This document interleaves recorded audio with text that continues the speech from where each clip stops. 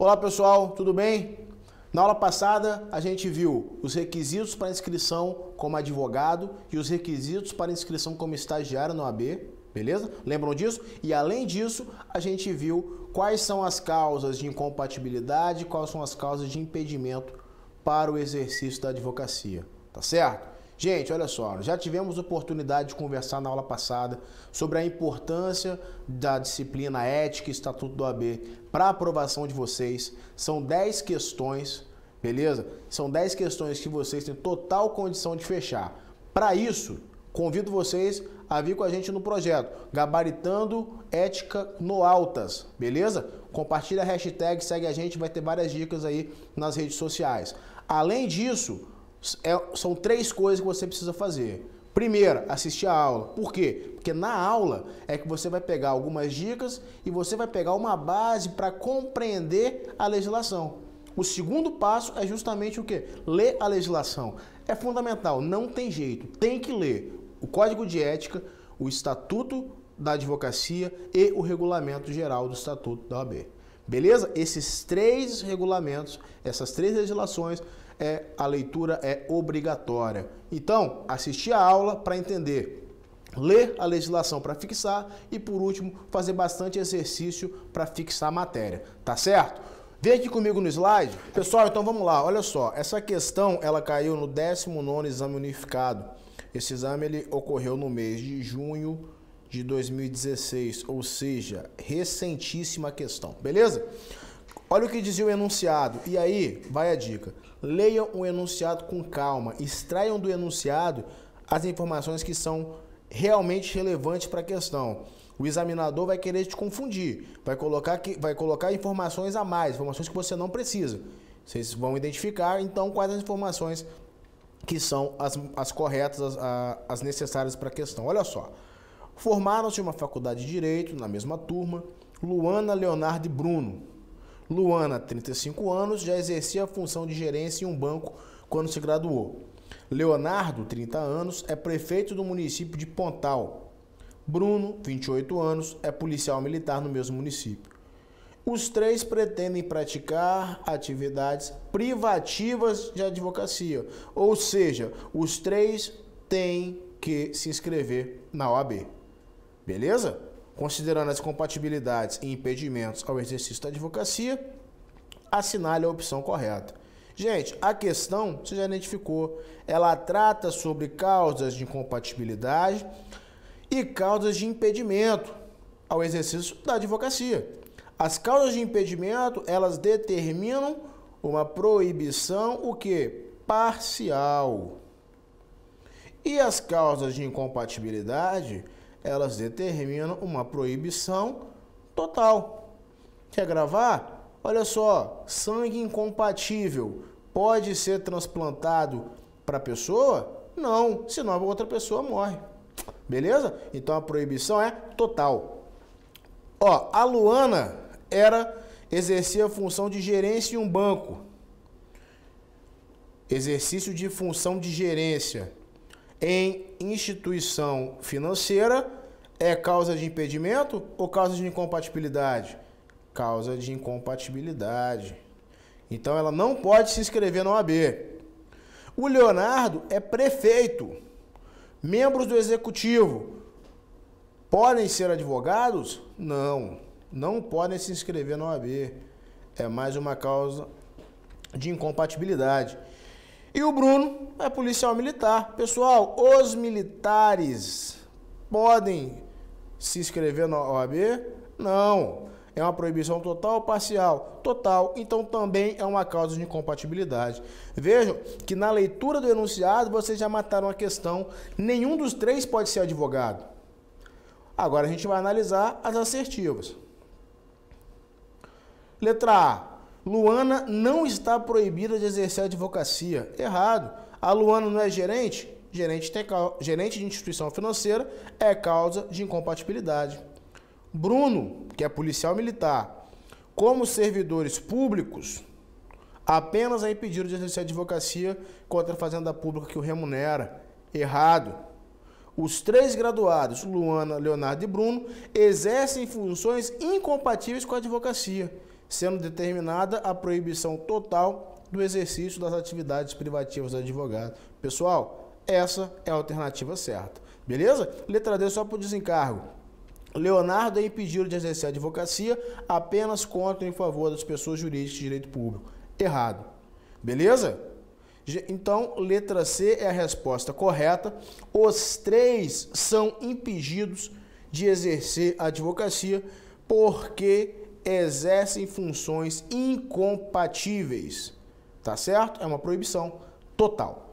Beleza? Entrando no tema da aula de hoje, gente, hoje a gente vai falar de um tema muito legal, que é a atividade da advocacia.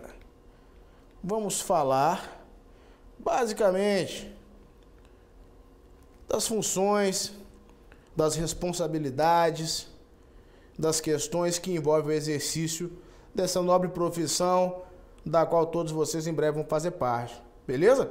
A advocacia, ela é tomada de uma importância tão grande que a Constituição Federal prevê o seguinte: o advogado é indispensável à administração da justiça, sendo inviolável por seus atos e manifestações no exercício da profissão, nos termos da lei. Beleza? Volta aqui comigo agora, que a gente vai ver agora o seguinte. Pessoal, o que a Constituição quer dizer quando eleva o advogado à função de ente fundamental, indispensável para a administração da justiça? É o seguinte: a finalidade precípua, a principal finalidade do advogado não é defender o seu cliente, não é defender o seu cliente a qualquer custo. O advogado, ele é um servo da justiça. O advogado, o exercício da atividade da advocacia, ela busca proteger o cidadão. Como que ela protege o cidadão? Lutando com todas as suas forças, com todas as suas armas, pela promoção da justiça. Tá certo? O advogado deve proteger o cidadão. O advogado, ele é um instrumento que busca a efetivação da cidadania. E nesse aspecto é que a gente percebe que a advocacia possui uma função social. Qual que é a função social da advocacia? É promover a justiça. Beleza? Guardem isso, entendam a advocacia como algo mais amplo do que aquela relação privada, advogado contratado para defender os interesses do cliente. Acima dos interesses do cliente, a legislação coloca o advogado como alguém fundamental à manutenção da ordem jurídica. Como que o advogado contribui para a manutenção da ordem jurídica? Contribuindo e lutando para promover a justiça. Tá certo? Então, esse é o termo que vai cair na sua prova. O advogado, ele participa, ele tem com o seu cliente uma relação privada, mas ele exerce, nessa relação privada, ele exerce um munus público. O advogado, então, ele pode ser equiparado ao servidor público. O advogado, no exercício da finalidade principal da sua profissão, que é promover a justiça, ele exerce um munus público, tá certo? Ele se equipara, nesse aspecto, a um servidor público, beleza? Tendo isso em mente, a função social do advogado, que é promover a justiça, é a efetivar a cidadania. Tendo essa visão global em mente, a análise e a interpretação e a fixação da legislação vai ficar muito mais simples, beleza? Vem comigo aqui no slide para a gente ver como que o Estatuto da Advocacia trata disso. Olha só, tá lá no artigo 2º, estou falando do Estatuto da Advocacia, tá, gente? Ó, o advogado é indispensável à administração da justiça. Repetiu o texto constitucional e vai no parágrafo 1º. No seu ministério privado, por quê? Porque quando a gente fala de advocacia privada, a gente vai ver daqui a pouquinho os advogados públicos. Mas, mesmo no seu ministério privado, o advogado presta serviço público e exerce função social. Qual que é o serviço público que o advogado presta? É a busca pela justiça, tá certo? Por isso que o advogado é indispensável à promoção, à administração da justiça, beleza? Parágrafo 2º diz o seguinte: no processo judicial, o advogado contribui na postulação de decisão favorável ao seu constituinte, ao convencimento do julgador, e seus atos constituem um munus público, certo? Terceiro, no exercício da profissão, o advogado é inviolável por seus atos e manifestações nos limites dessa lei. Gente, olha só, o que isso significa? O advogado, para exercer o seu munus público, que é lutar com seus argumentos, lutar com todas as suas forças para promover a justiça, no exercício desse magistério, o advogado não pode se sentir pressionado. O advogado não pode ver seus direitos tolhidos. Por isso que a lei garante a ele a inviolabilidade de seus atos e de suas manifestações no exercício da profissão. A única coisa que baliza essa inviolabilidade é justamente o Estatuto da Advocacia. Perfeito? No exercício de sua profissão, o advogado é inviolável, desde que ele não contrarie o Estatuto da Advocacia. Tá certo? Esse é o artigo 2º. E o artigo 3º?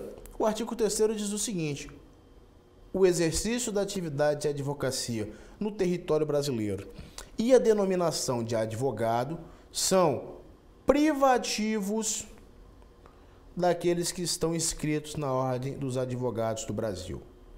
E aí, eu vou chamar a atenção de vocês para um aspecto.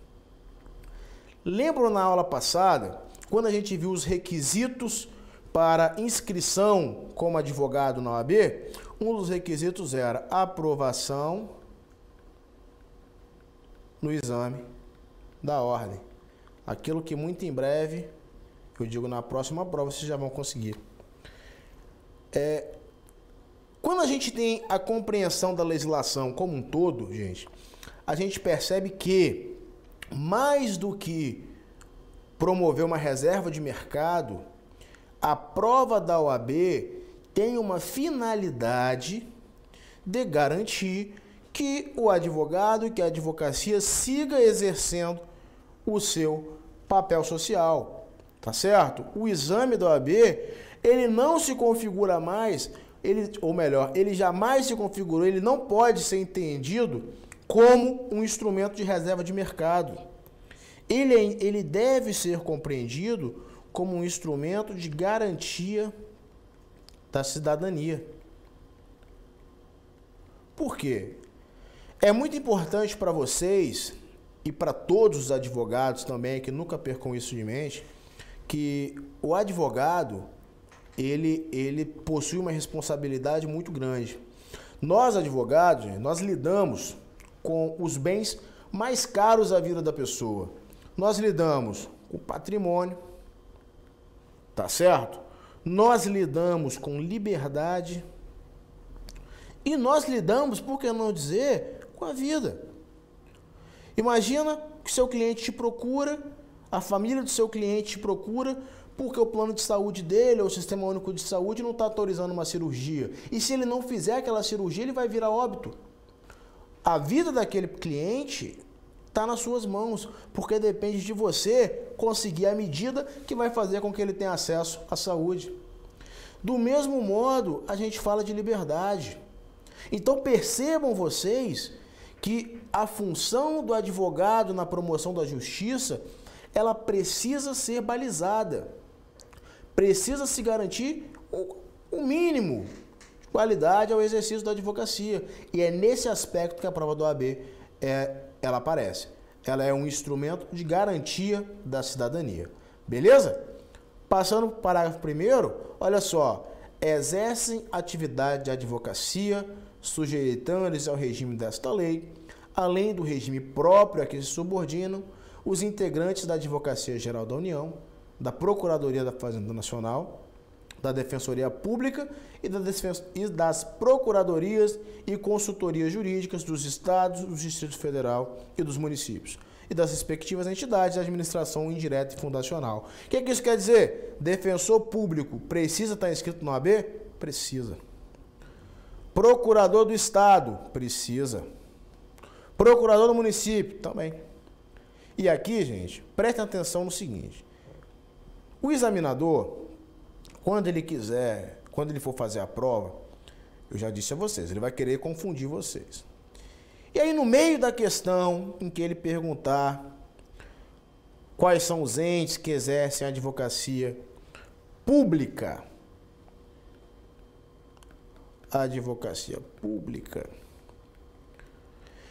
ele vai citar ou o procurador do trabalho ou o procurador de justiça ou o procurador geral de justiça. Gravem o seguinte: procurador do trabalho, procurador de justiça e procurador geral de justiça, eles não são integrantes da advocacia. Eles são integrantes do Ministério Público. Tá certo? É procurador do trabalho, de justiça ou procurador-geral de justiça, é membro do MP. É procurador da Fazenda Nacional, procurador do Estado, procurador do município ou procurador federal, é integrante da advocacia. Tá certo? Dentro da sua esfera da advocacia pública. Beleza? Gravem isso, tá? Gravem isso. Beleza. Então, até aqui, gente, a gente chegou a 3 conclusões que são fundamentais para a gente seguir no entendimento da aula de hoje. Primeira conclusão que a gente chega é que o advogado, por força constitucional, ele é indispensável à administração da justiça. Por quê?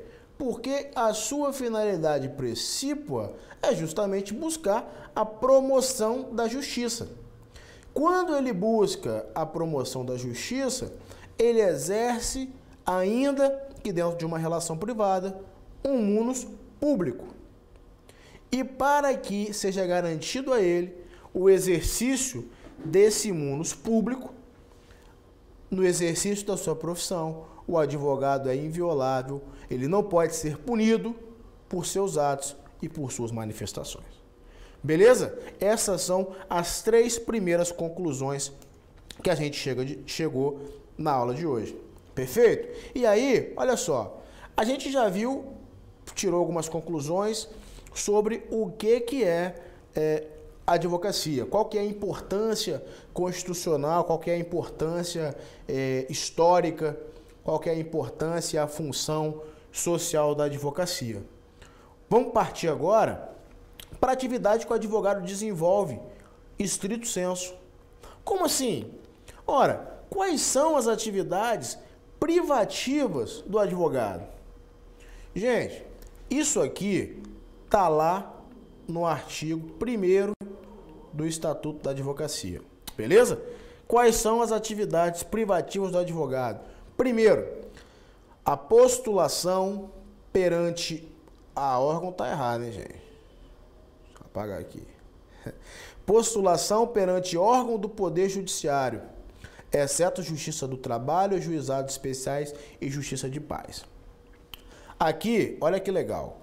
Quando você for ler o artigo 1º lá do Estatuto da Advocacia, vai estar escrito que é atividade privativa do advogado a postulação perante qualquer órgão do Poder Judiciário. Ah, professor, então o seu slide está errado. Não. Por quê? Porque o STF, quando julgou a ação direta de constitucionalidade número 11278, beleza?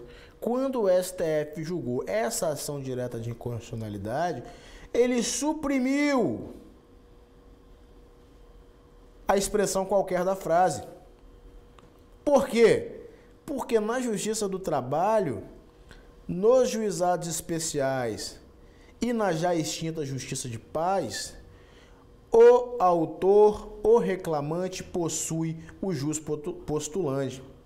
Ou seja, você não precisa de advogado para ajuizar, para manejar uma reclamação trabalhista. Do mesmo modo que até 20 salários mínimos, você não precisa de advogado para litigar nos juizados especiais. Beleza? Então, advogado pode postular perante órgão do Poder Judiciário, ou melhor, é atividade privativa do advogado, somente advogado pode postular perante órgão do Poder Judiciário, exceto a Justiça do Trabalho e os juizados especiais e a Justiça de Paz, em que o jus postulante está com o autor, o beneficiário da ação. Beleza? Além disso, é atividade privativa, só advogado pode prestar consultoria, assessoria e também exercer a função de direção jurídica de empresas e instituições públicas e privadas. Tá certo? É muito comum a gente ver pessoas distantes da área da advocacia, pessoas que não são advogados, prestando consultoria, elaborando contratos, dando pareceres, fazendo planejamentos tributários. Isso a gente vai ver um pouquinho mais na frente.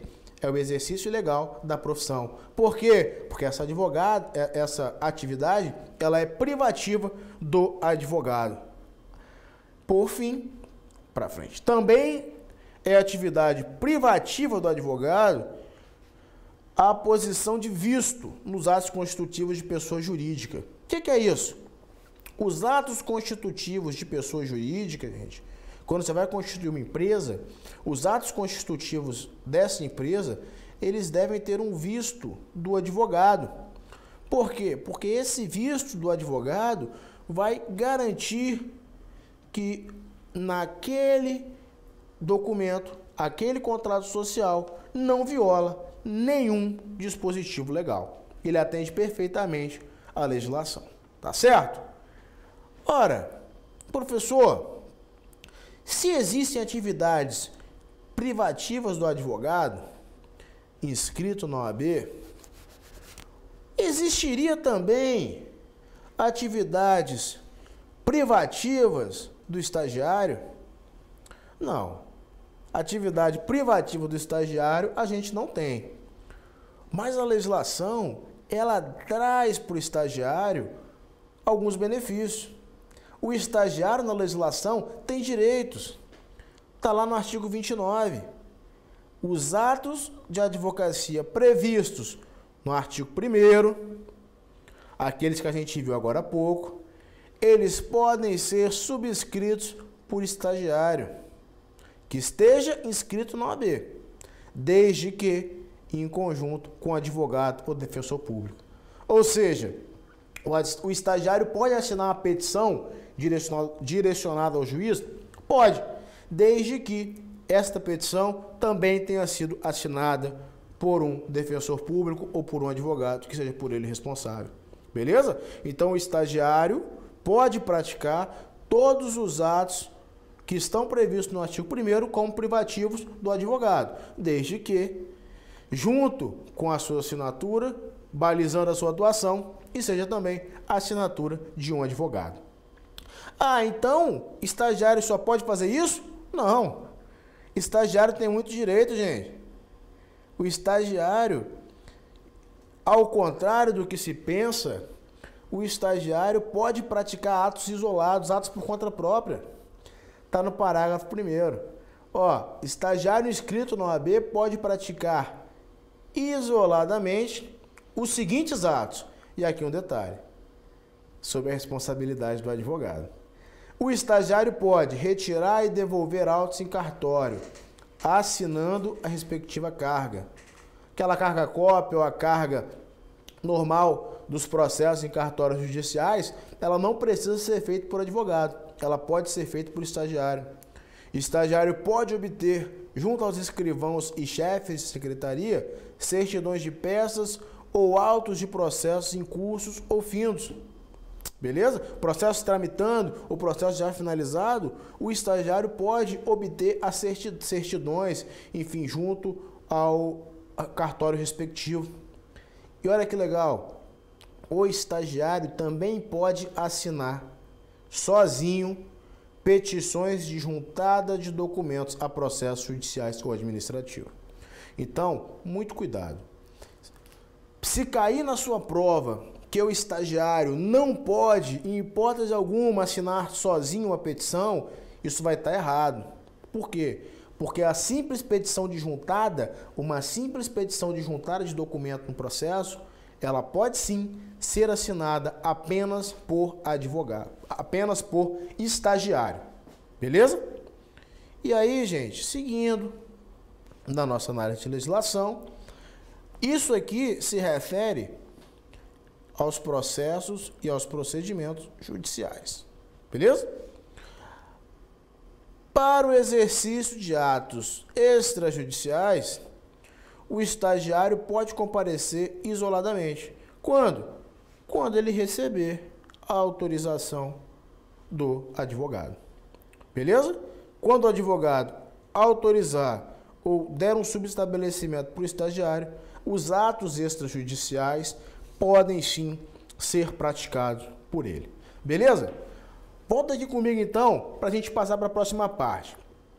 É o seguinte, o advogado, ele exerce a postulação, ele tem o poder de postular em nome do seu cliente por conta de um instrumento de mandado, a procuração. O advogado defende os interesses do seu cliente por meio de procuração. Essa procuração, ela pode ser uma procuração para foro geral. Procuração para foro geral nada mais é que uma procuração que permite ao advogado representar todos os interesses de seu cliente em um processo. Agora, existem alguns poderes que eles precisam ser expressos na procuração. Uma procuração para foro geral, por exemplo, não dá o direito de o advogado firmar acordos, compor. A composição exige uma procuração que contenha poderes específicos, do mesmo modo que a declaração de hipossuficiência. A procuração para foro geral não serve a esses fins, tá certo? Vem aqui no slide. E aqui a gente vai fazer uma análise conjunta, Estatuto da Advocacia e o Código de Processo Civil. Diz o Estatuto que o advogado postule juízo ou fora dele, ou seja, exerce o jus postulante em nome de terceiro, fazendo prova do mandado da procuração, tá? E aqui isso é importante vocês gravarem. A procuração geral, isso aqui no CPC, 105 do CPC. A procuração geral para foro outorgada por instrumento público ou particular, assinado pela parte, habilita o advogado a praticar todos os atos do processo. Então, procuração para foro geral ou procuração geral para foro habilita o advogado a praticar todos os atos do processo, exceto receber citação, exige poderes específicos, confessar, exige poderes específicos, reconhecer a procedência do pedido, transigir, desistir da ação, renunciar ao direito sobre o qual se funda a ação, receber ou dar quitação, firmar compromisso e assinar declaração de hipossuficiência econômica. Todos esses poderes, eles devem constar em uma cláusula específica na procuração. Beleza? Então, o advogado pode exercer o seu direito por procuração por foro geral, que vai lhe dar todos os poderes de representação, exceto aqueles que exigem uma procuração específica, que estão descritos e discriminados lá no artigo 105. Beleza? Existem aquelas hipóteses, gente, em que o advogado ele não tem procuração. Se o advogado não tem procuração, ele não pode atuar? Depende. A nossa legislação, ela foi muito cuidadosa em relação a isso. Por quê? Porque algumas situações, elas não podem se apegar à formalidade de uma procuração, porque se ela fizer isso, a parte pode sofrer um prejuízo muito grande. Então, novamente numa análise conjunta do Estatuto da Advocacia com o Código de Processo Civil, o advogado pode atuar sem procuração, gravem isso, para evitar, primeiro, preclusão de direito, prescrição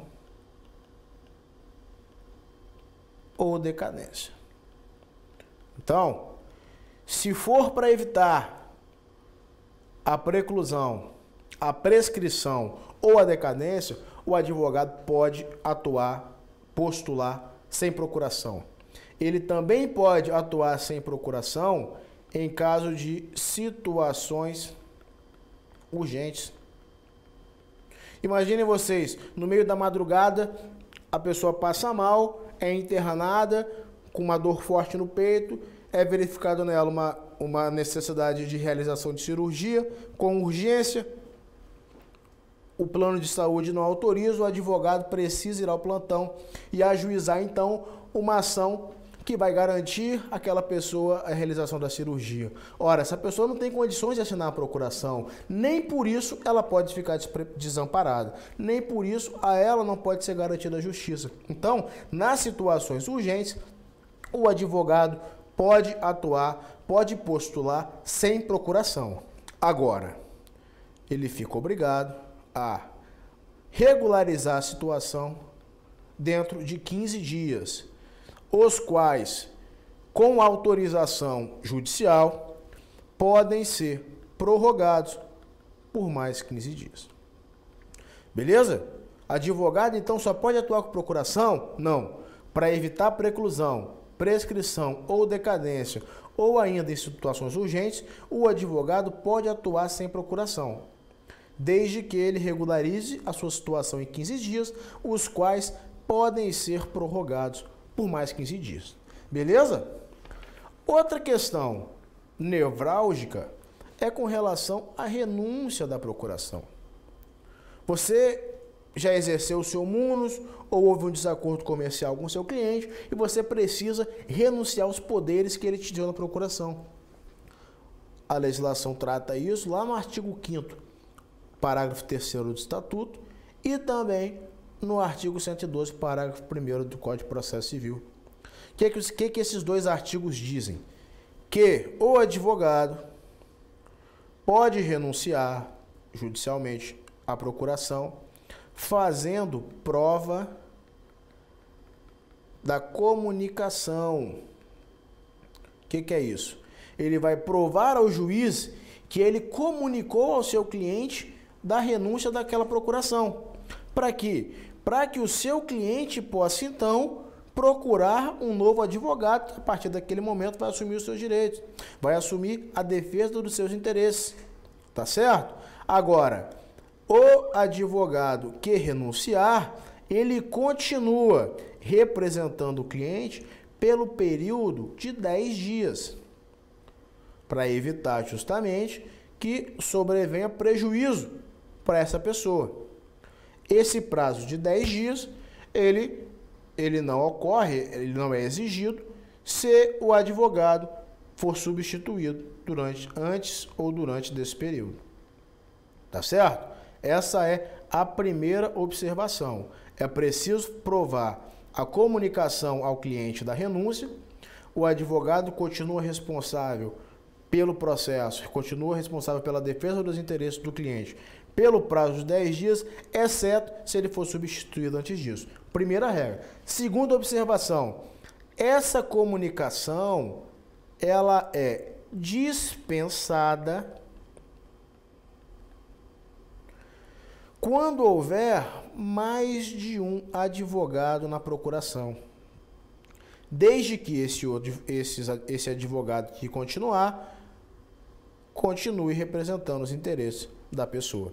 Tá certo? Então, a procuração que foi conferida para 10 advogados, se um ou dois renunciarem, eles não precisam provar ao juiz que fizeram a comunicação, tá certo? Essa comunicação, ela é dispensada. Beleza? Pessoal, volta comigo aqui então. Olha só, esses eram os assuntos que a gente tinha para tratar hoje.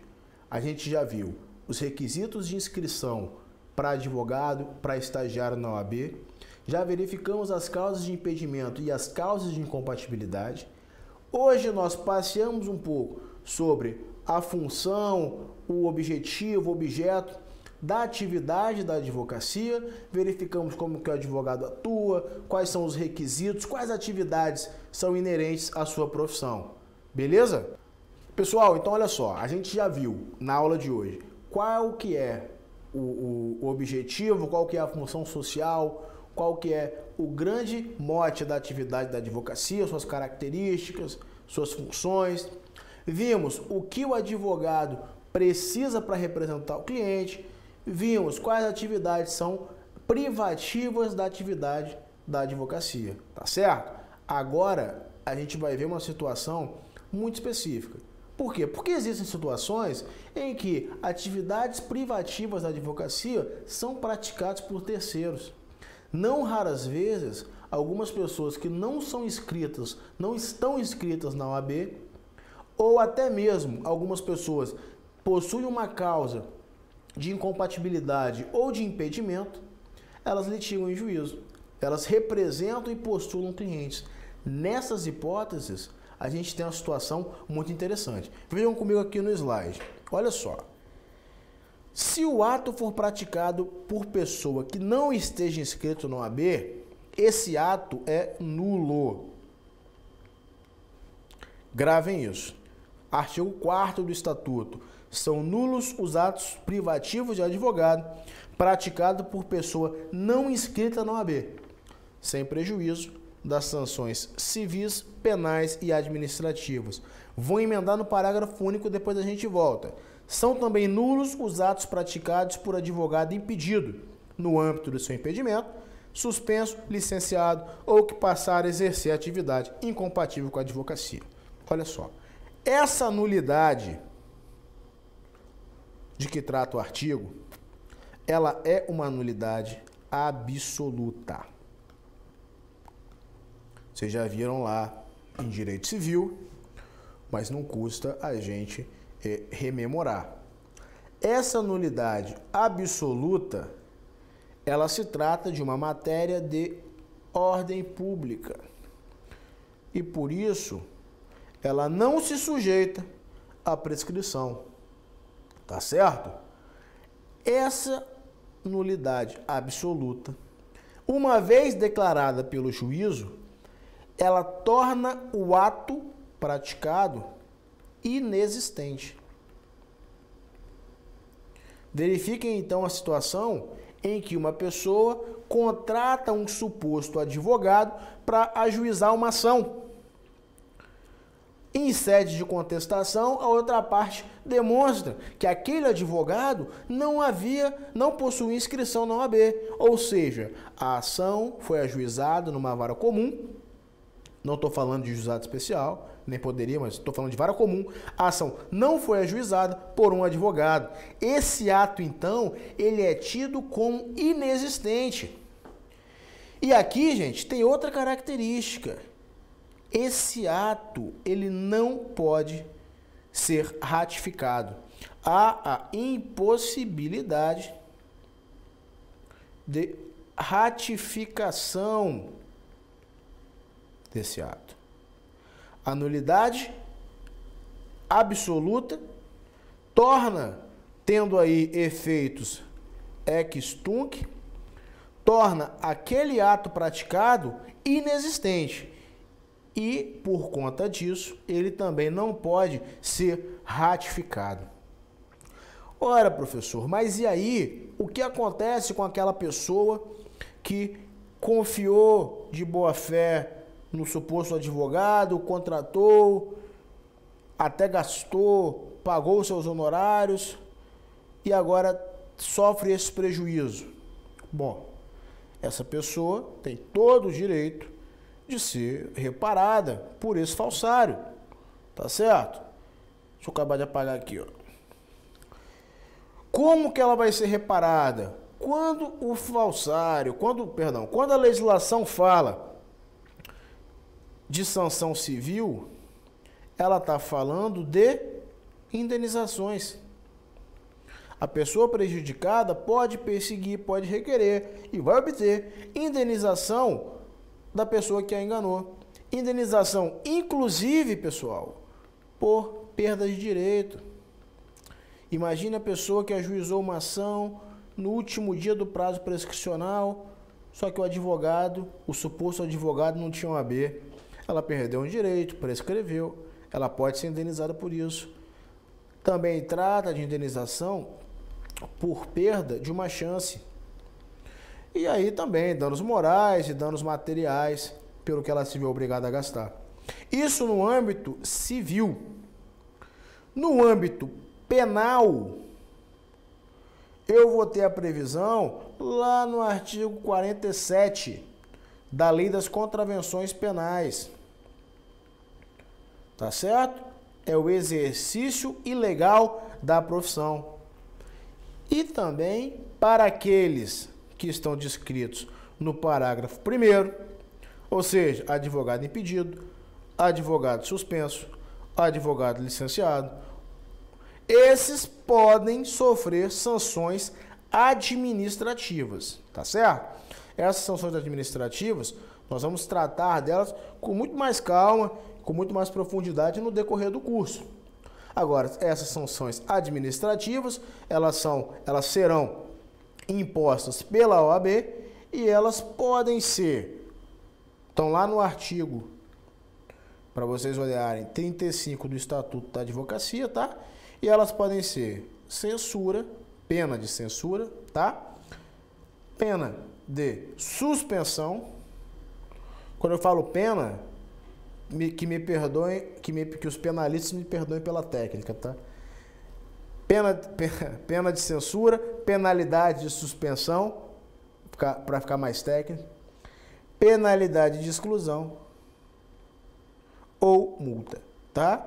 Então, além das sanções civis que visam reparar o dano, a pessoa pode sofrer sanções penais, que representam uma resposta para a sociedade daquele crime, e também sanções administrativas impostas pelo OAB, que podem ser a censura, a suspensão, a exclusão e a multa.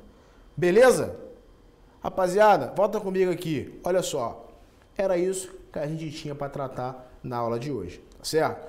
Passeamos aí sobre a atividade da advocacia, essa atividade que em breve, eu tenho certeza, vocês vão exercer com maestria, tá bom?